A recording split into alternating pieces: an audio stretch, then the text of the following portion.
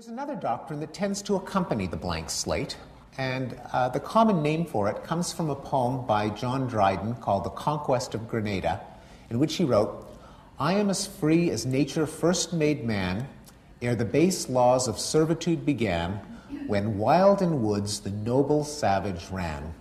Now, the doctrine of the noble savage is more commonly associated with this gentleman, the French philosopher Jean-Jacques Rousseau. And here's what Rousseau wrote. He said, "So many authors have hastily concluded that man is naturally cruel and requires a regular system of police to be reclaimed, whereas nothing can be more gentle than him in his primitive state. The more we reflect on this state, the more convinced we shall be that it was the best for man, and that nothing could have drawn him out of it but some fatal accident which should never have happened. The example of the savages seems to confirm that mankind was formed ever to remain in this condition, that it is the real youth of the world, and that all ulterior improvements have been so many steps in appearance towards the perfection of individuals, but in fact towards the decrepitness of the species." Now, you can never understand someone, especially someone writing in a past century, unless you know who he was arguing against. And in the case of Rousseau, he was clearly arguing against this man, who wrote the following: "Hereby it is manifest that during the time men live without a common power to keep them all in awe, they are in that condition which is called war, and such a war is of every man against every man. In such condition there is no place for industry, because the fruit thereof is uncertain, and consequently no culture of the earth, no navigation, no commodious building, no knowledge of the face of the earth, no account of time, no arts, no letters, no society, and which is worst of all, continual fear and danger of violent death, and the life of man solitary, poor, nasty, brutish, and short." This, of course, is the famous quotation from Leviathan by Thomas Hobbes. Now, Rousseau's alternative doctrine of the noble savage had a great deal of emotional appeal, and still does.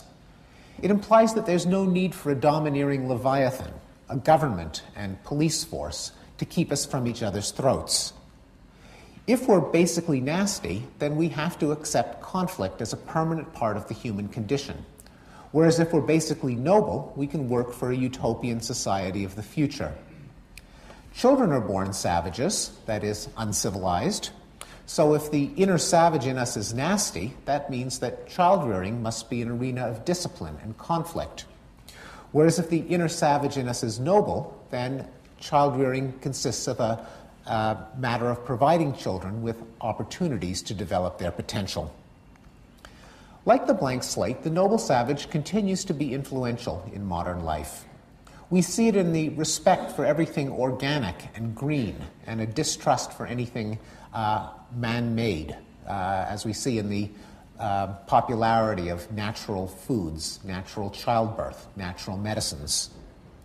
We see it in the unfashionability of authoritarian styles of child-rearing.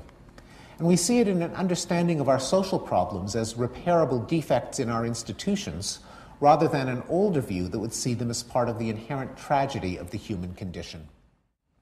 Now, the noble savage has also been undermined by recent findings from the sciences of mind. Behavioral genetics has shown that among the heritable traits are having an antagonistic personality, having a tendency toward violent crime, and psychopathy, or lacking the capacity to empathize with other people. Neuroscience has identified brain mechanisms associated with aggression in the primate brain, including humans. And evolutionary psychology and anthropology have documented the ubiquity of conflict in human societies. Now, here's a graph of from the archaeologist Lawrence Keeley, plotting the percentage of male deaths due to warfare in a sample of different societies. That is, if you're a male, what are the odds that you'll die at the hands of another man as opposed to dying of natural causes? And the rates range from a low of about 15%. The red bars come from pre-state societies, that is hunter-gatherer or hunter-horticultural societies, in the Amazon rainforest and New Guinea highlands. They range from a low of about 15% chance that a man will die at the hands of another man to almost a 60% chance. Now, the tiny little blue bar at the lower left-hand corner plots the corresponding statistic from the United States and Europe during the 20th century, and it includes all of the deaths from 2 world wars. So, not to put too fine a point on it, but when it comes to life in a state of nature, Hobbes was right, Rousseau was wrong. Now, what about our society? Has human nature changed in the United States and Europe in the 20th century that allows us to enjoy such a comparatively low rate of warfare and violence? Well, not necessarily. Here's a question that I will put to you, and I ask you not to call out your answer, but keep it to yourself. Have you ever thought about killing someone you don't like? Please don't answer.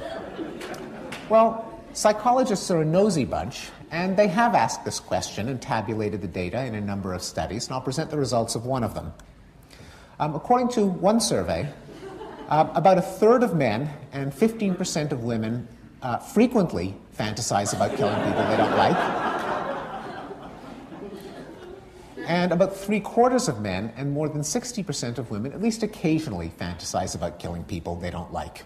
And one time when I gave this talk, someone yelled out from the back of the room, "Yeah, and the rest of them are lying."